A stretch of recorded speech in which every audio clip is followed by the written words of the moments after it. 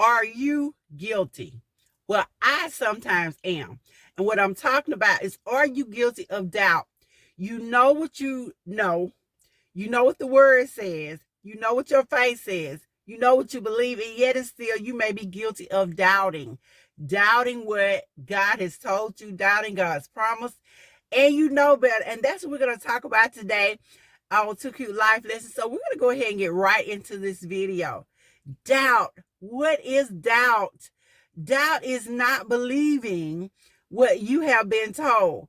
And there are many causes of doubt.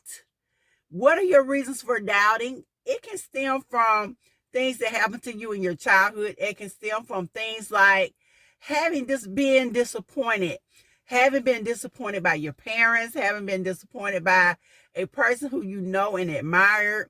And so you begin to doubt. You may not trust them or what they said, and that could trickle on down into our beliefs in God or in God's word. So that is one of the causes of doubt.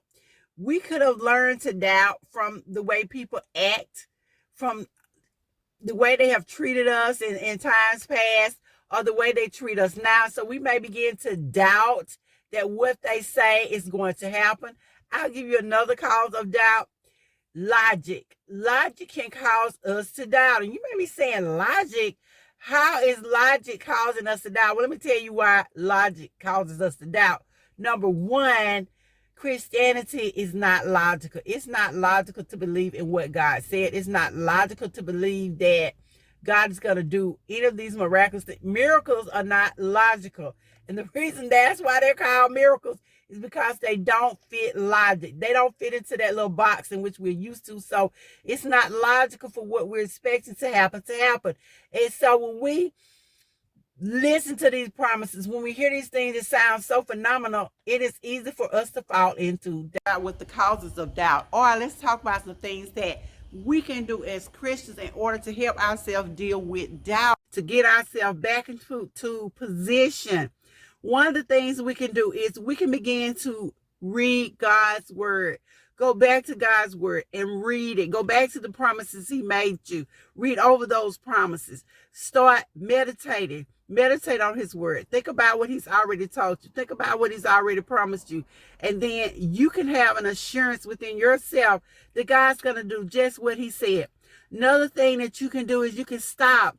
Do inventory over your life. Think back to when this has come up before, something similar, and you needed God to move, and he did it. And he delivered you. Just like the children of Israel. If you will stop doubting, if you'll go ahead and believe. That's like when the spies went into Jericho to spy out the land. He sent 12 in, 10 came back with a bad report, and 2 said, we're well able to take the land. Well, according to their faith, that's what happened. So none of the 10 made it into the city. None of them made it into the promised land. But because the 2 brought back a good report, they made it. So we have to remember, we're not to doubt God. We're not to have any. Tell our report be. What will your report be?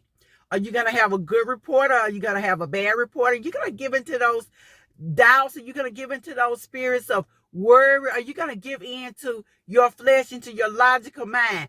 Are you going to give in? And I'm not condemning anyone, because I know even within myself, there are times when I get caught up in doubt, when I get caught up saying, God, are you going to do what you said? Or when I stop and think about it, logically, this doesn't make sense. Logically, he shouldn't do it. Logically, this shouldn't take place. But as we said before, with logic, we can't make it make sense.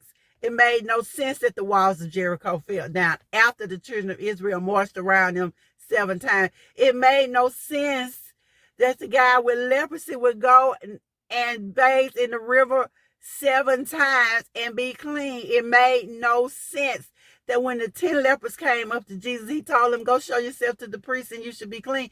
And they were cleansed on the walk there. That made no sense. It made no sense that Abraham would have a child after he was 100 years old. It made no sense. God never promised us it would make sense. He's not a make sense God, but he's a God that keeps his promises. So we have to constantly remind ourselves that God's going to keep his promise. God is going to keep his word. when the children of Israel were facing the Red Sea and Pharaoh was behind it, it looked like they were destined to die. But God didn't make it make sense. What God did was make the Red Sea part and allowed them to cross over on dry land. That's what God did. So we have to trust him, and we have to believe that he's going to do what he said he was going to do. So today I need us to stop doubting, to start trusting, to have faith, and to believe in God. So this has been LaWanda Shields with 2Q Life Lessons, and I will see you guys in the next video.